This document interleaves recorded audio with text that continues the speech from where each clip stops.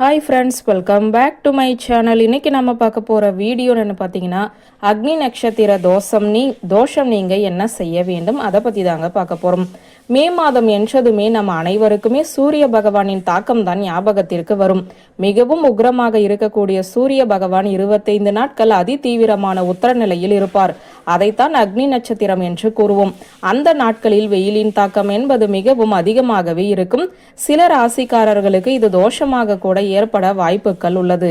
அப்படிப்பட்ட அக்னி நட்சத்திர தோஷம் நீங்குவதற்கு செய்ய வேண்டிய ஒரு எளிமையான பரிகாரத்தை பற்றி தான் நாம் இப்போது பார்க்க போகிறோம். ஒவ்வொரு ராசியிலுமே சூரிய பகவான் எந்த இடத்தில் இருக்கிறார் என்பதை பொறுத்து அவர்களுடைய பலன்கள் என்பது மாறுபடும். அந்த வகையில் மே மாதத்தில் அக்னி நட்சத்திரம் ஆரம்பிக்கும் போது ஒரு சில ராசிக்காரர்களுக்கு தோஷங்கள் ஏற்படும். ஏன் அக்னி நட்சத்திரம் ஆரம்பிக்கும் போது கோவில்களில் இருக்கக்கூடிய தெய்வத்திற்கு விசேஷமான அபிஷேக ஆராதனைகள் செய்யும் வழக்கமும் வைத்திருப்பார்கள். அப்படிப்பட்ட தோஷத்தை நிவர்த்தி செய்வதற்கு என்று சில குறிப்பிட்ட பொருட்கள் இருக்கின்றன. அந்த பொருட்களுள் எதை நாம் நம்முடைய வீட்டில் வைத்தால் இந்த தோஷம் நீங்கும் என்றுதான் இப்போது பார்க்க போகிறோம்.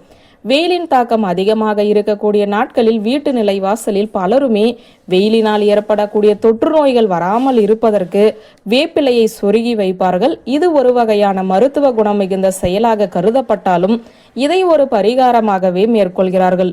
இதோடு சேர்த்து உடலுக்கு குளிர்ச்சி தரக்கூடிய சில விஷயங்களையும் நாம் மேற்கொள்வதன் மூலம் அக்னி நட்சத்திரத்தால் ஏற்படக்கூடிய நோய்களின் தாக்கம் என்பது குறையும்.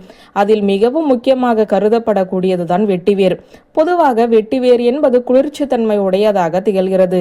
இந்த வெட்டிவேரை நம்முடைய வீட்டு பூஜை அறையில் அக்னி நட்சத்திரம் ஆரம்பிக்கும் போது வாங்கி வந்து வைத்து அக்னி நட்சத்திரம் நிறைவடைந்ததும் அதை ஓடுகிற நீரில் போட வேண்டும். மேலும் இதிலிருந்து வரக்கூடிய வாசனை தெய்வீக சக்தியை அதிகரிக்கும் என கூறப்படுகிறது.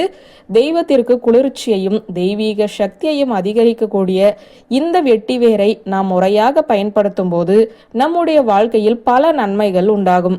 இப்படி செய்வதன் மூலம் நமக்கு அக்னி நட்சத்திரத்தால் எந்தவித தோஷமும் ஏற்படாது.